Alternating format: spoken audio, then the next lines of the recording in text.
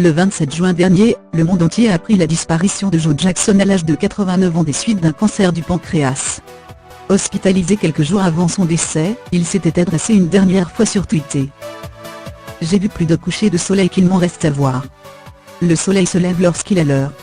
Que vous le vouliez ou non, il se couche quand l'heure est arrivée. » Ce lundi 2 juillet b, le célèbre patriarche a été enterré au cimetière UP de Forest Lawn à Los Angeles. Le même cimetière où a été inhumé son fils Michael L. Jackson, 9 ans plus tôt.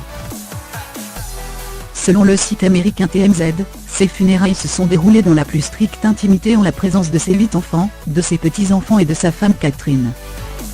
Si désormais Joe Jackson repose près de son fils, il ne faut pas oublier que leur relation n'était pas des meilleures. Après la mort du roi de la pop, il a été révélé que le chanteur avait écarté son père de son testament pour désigner sa mère Catherine et ses 3 enfants comme seuls bénéficiaires de ses biens et de sa fortune. Connu comme étant un personnage controversé, Joe Jackson a ainsi souvent été au cœur de nombreuses polémiques. Ancien ouvrier, il est devenu célèbre en devenant le manager des Jackson 5 composé de ses 5 fils.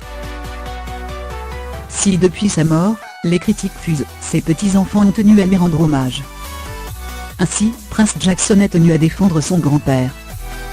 Une des choses dont je vais vous parler aujourd'hui, concerne mon grand-père et tout ce que vous avez à dire sur lui.